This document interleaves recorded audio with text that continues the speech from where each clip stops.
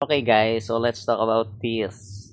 Unfit for office Trillanes impeachment trial to expose Sara Duterte, drug lord dies mental issues. So ito basahin natin. For former Senator Antonio Trillanes, Vice President Sara Duterte impeachment trial could end her political career for good. Trillanes has pushed mediate start of the Senate trial, saying it will expose Duterte alleged corruption, shady ties with drug lords, and even questions about her mental fitness. Aray ko! Hindi ako nagsabi dyan ha, si Trillanes.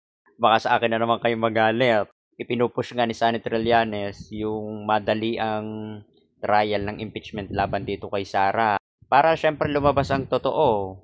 Kasi itong si VP Sara may issue ng corruption, saka dun sa drug pulburon, at saka may mental health issue pala ito. Hindi ako nagsabi dyan si Trillanes, wag kayong ano dyan.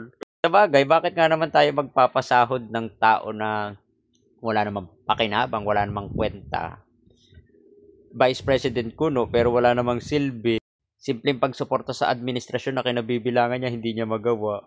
At saka pagdating naman doon sa mental health ni Vice President, wala namang matino nagagawa nung ginagawa ni Sara. Kaya nahuhusga. Yung pagbabanta, pagmumura, travel, baliwala yung mga issue na ibinabato sa kanya na dapat ay sinasagot niya. Hindi niya sinasagot, deadma lang. Pinanindigan talaga ni VP Sara yung pagka-VP Sara niya na mag-antay na lang pag nawala ang presidente. Basta uubusin niya ang pondo ng Office of the Vice President. Kasi para kay Vice President Sara Lustawera, ang obligasyon ng Vice President ay ubusin ang pondo ng OBP. Sa kahit na anong paraan.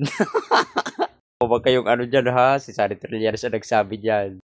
Sasabihin nyo na naman, bayaran ako ni Trillanes. Pinangunahan ko na kayo. Pag nagsalita ng against sa mga Duterte, bayaran.